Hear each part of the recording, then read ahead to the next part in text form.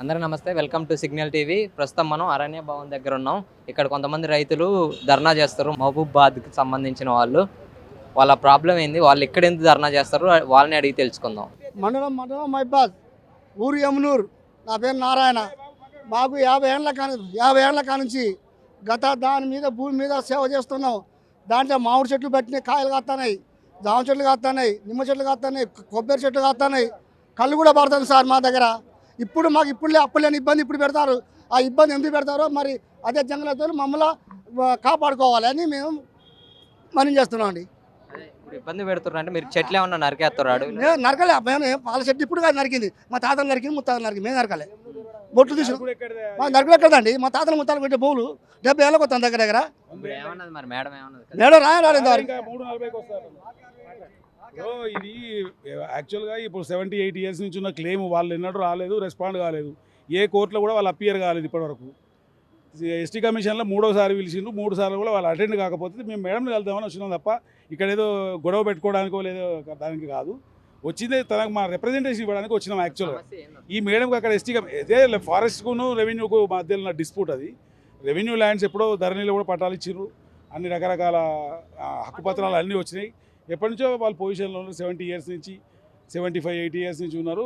కొంత ప్రొబిటర్ లిస్ట్లో కూడా లేదు, రిజిస్ట్రేషన్లు అవుతున్నాయి. కొనుక్కుని ఇబ్బంది పెడుతున్నారు. వాళ్ళు అమ్ముకోకుండా పెళ్ళిళ్ళని చదువులని ఉంటాయి కదా, వాటికి అమ్ముకుంటే ఎవడో కొత్త వస్తే వాడిని ఇబ్బంది పెట్టుడు, ఇట్లా రకరకాల ఇబ్బందులతో ఇక్కడికి రావడం జరిగింది. మేడంకి ఎస్టీ కమిషన్లో అపియరెన్స్ ఉండే, ఆమె రాలేదు. ఆడికి వస్తే చెప్పుకుందాం అనుకున్నాం, రానందుకు ఈడికి రావాల్సి వచ్చింది.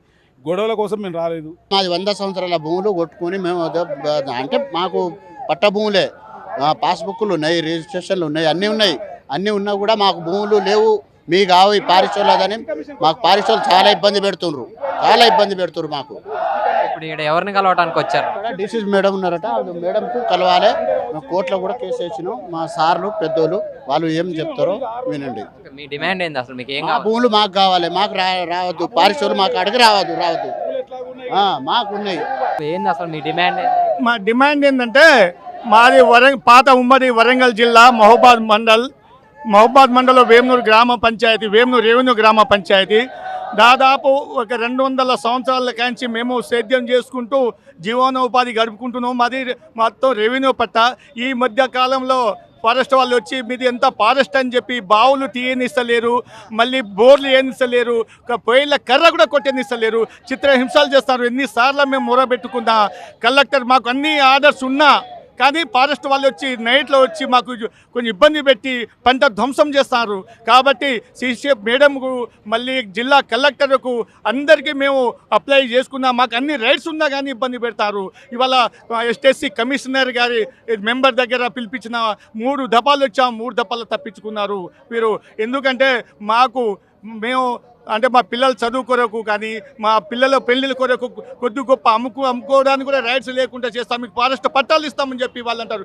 అదే మాకు మహబాద్కు మా విలేజ్కు 4 కిలోమీటర్ డిస్టెన్స్ పట్టణానికి మీరు ఇదేంది దాదాపు 150 సంవత్సరాల కాంచి ఎన్నెళ్ళేంది ఈ మధ్య కాలం వచ్చి మమ్మల్ని మీకు ఇబ్బంది పెడతారు. ఫారెస్ట్ వాళ్ళ మీద యాక్షన్ తీసుకొని మాకు న్యాయం చేయాలని చెప్పి ఒక 300 కిలోమీటర్ దూరం నుండి ఇవాళ రావడం జరిగింది.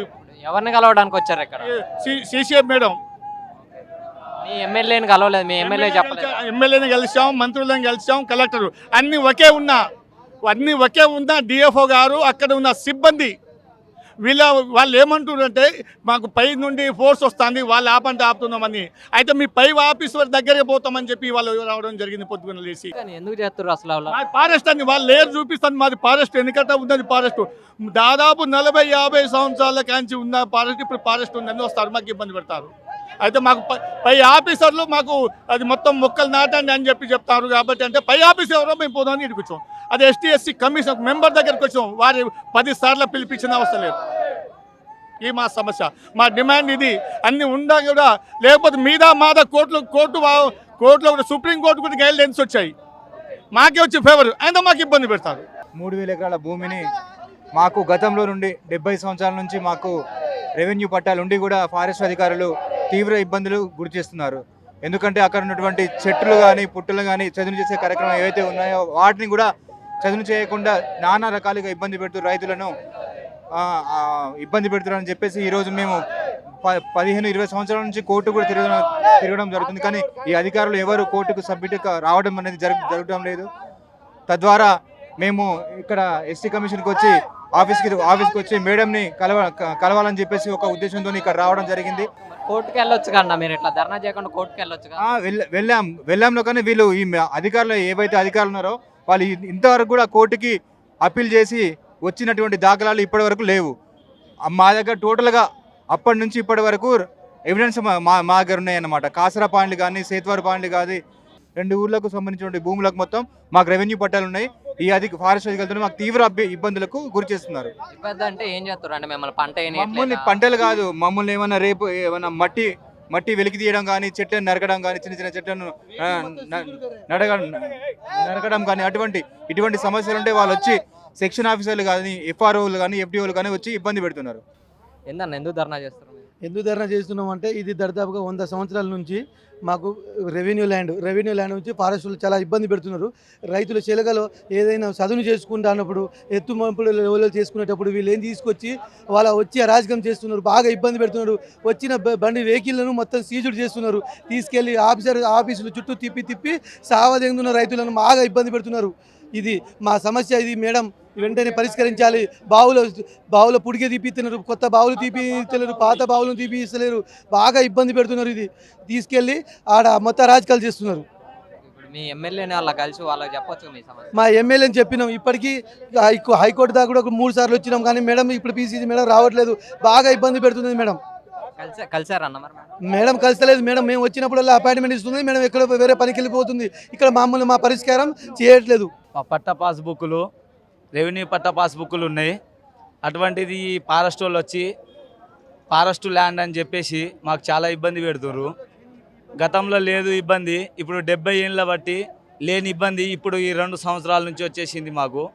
మాది పట్ట పాస్బుక్ ల్యాండ్ ఉంది, అందులో ఏ చెట్లు నరకడం కానీ, ఏదైనా భూములు సాఫ్ చేసుకోవడం కానీ, పంట పండియడానికి రైతులు బావులు తవ్వడం కానీ అవి అలాంటివి ఏమైనా చేయడం జరుగుతా అంటే ఈ ఫారెస్ట్ వాళ్ళు వచ్చి ఆ వెహికల్ గుంజుకోపోవడం, ఆ వెహికల్ ఆపడం, వర్క్ జరగనీయకుండా చూడడం, ఆ పంట పండియకపోవడం, చాలా నష్టం, తీవ్రమైన ఇబ్బంది కలుగుతుంది మాకు.